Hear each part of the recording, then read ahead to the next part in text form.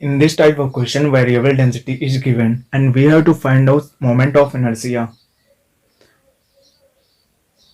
In this question, a thin circular plate of mass m and radius r has its density varying as rho r is equal to rho naught r, with rho naught as constant and r is the distance from its center. The moment of inertia of the circular plate about an axis perpendicular to the plate and passing through its edge as I बराबर a mr square. I is equal to a mr square.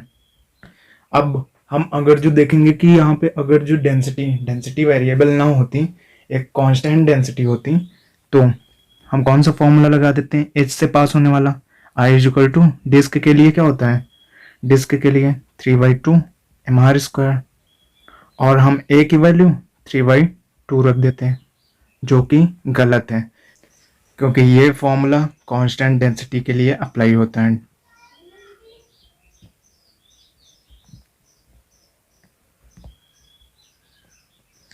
Okay.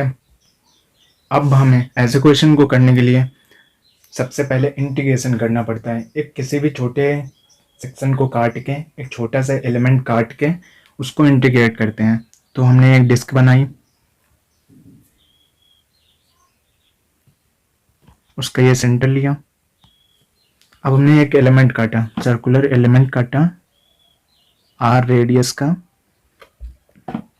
D R length का.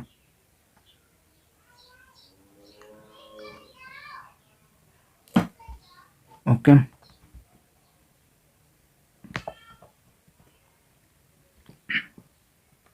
ये दूरी होगी D R और radius इसकी होगी are.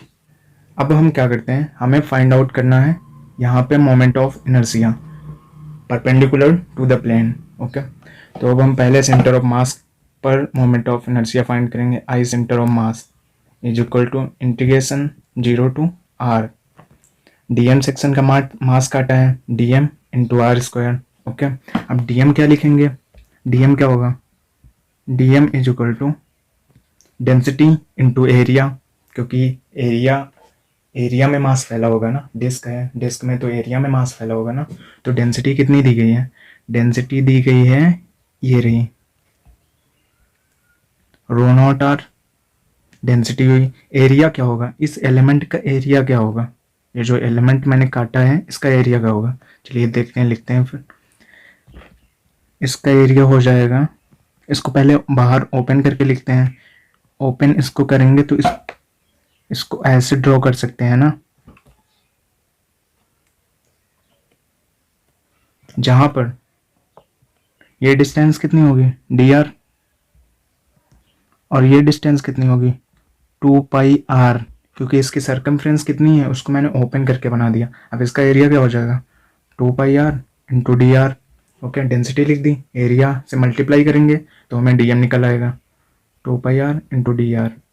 अब इसको यहाँ पे पुट कर देते हैं, 0 टू आर करना है. डीएम की value 2π rho naught r square into d r into r square. ये आर स्क्वायर भी तो लिखना है. इसको सॉल्व करेंगे कितना आएगा, 2π रो नॉट को हमने कॉमन ले लिया, मतलब बाहर कर लिया, आर की power 4 d r 0 to r. अब इंटीग्रेट कर देते हैं और आर की वैल्यू रखने पे हमें आई सी ओ एम कितना आ जाएगा 2π रो नॉट आर की पावर 5/5. ये हमें आई सेंटर ऑफ मास निकल आया. लेकिन हमें तो एज पे निकालना है. एज पे निकालने के लिए क्या होगा, I C O M plus M are square, अगर जो हम सिंपली लिखते हैं. लेकिन मास यहाँ पे वेरिएबल होगा ना, क्योंकि डेंसिटी वेरिएबल है. तो अभी हमें मास निकालना पड़ेगा. मास कैसे निकालेंगे, डीएम को इंटीग्रेट कर देंगे और डीएम हमने पहले से ही निकाल रखा हुआ है 0 टू आर. अब इसको इंटीग्रेट कर देते हैं 2π rho naught r square d r को 0 टू आर इंटीग्रेट करते हैं तो इसकी वैल्यू आ जाएगी 2π rho naught r cube by 3.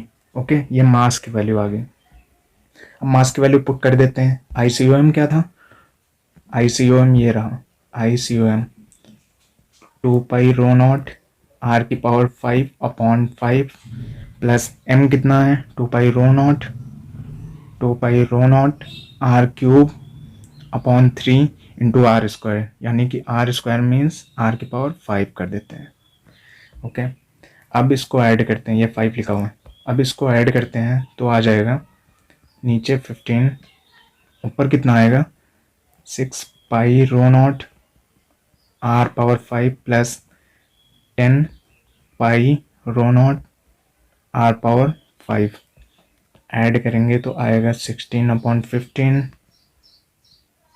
Pi rho naught r power 5। ये आ गया, हमें एज पे आ गया। लेकिन जो क्वेश्चन में दिया गया है, क्वेश्चन में क्या दिया गया, I is equal to A M are square, M के टर्म में दिया गया है moment of inertia, I is equal to A M are square दिया गया है क्वेश्चन में। ओके, अब हमें यहाँ पे एम को प्लेस करना है, एम की वैल्यू ये रही, एम की वैल्यू ये रही, तो अब हम इसको ऐसे लिखते हैं 8/5 2 pi rho naught r cube by 3 into r square. Okay, ऐसे भी तो इस वैल्यू को ऐसे भी तो लिख सकते हैं, देखें 8 इंटू 2 16 आ जाएगा और 5 इंटू 3 15 आ जाएगा, तो सेम वही तो वैल्यू आएगी। लेकिन आप ये देखें कि ये वैल्यू मास से मैच कर रही है कि नहीं, यही वैल्यू तो मास है ना, तो इस जगह मास को प्लेस कर देंगे तो क्या आ जाएगा 8/5 एम आर स्क्वायर, यानी कि ए की जगह अब इस वैल्यू को इस आई से मैच कराते हैं, जो आई लिखा है ये आई इस आई के इक्वल कराएंगे तो ए की वैल्यू कितनी आ जाएगी, ए की वैल्यू 8/5 आ जाएगी, ए इज इक्वल टू 8/5, तो हमारा आंसर क्या हो जाएगा, fourth answer. Okay,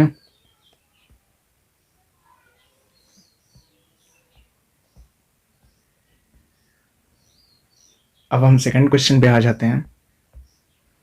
a thin disc of mass m and radius r has mass per unit area, mass per unit area यानी कि ये एरियल डेंसिटी दी गई है, एरियल डेंसिटी लिख लेते हैं, sigma is equal to k r square, where r is the distance from its center, its moment of inertia about an axis going through its center of mass and perpendicular to its plane, यानी कि moment of inertia उसके centre of मास पे बताना है।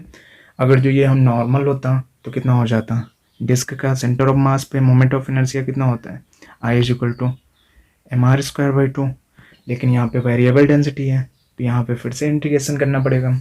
अब integration आइए करते हैं,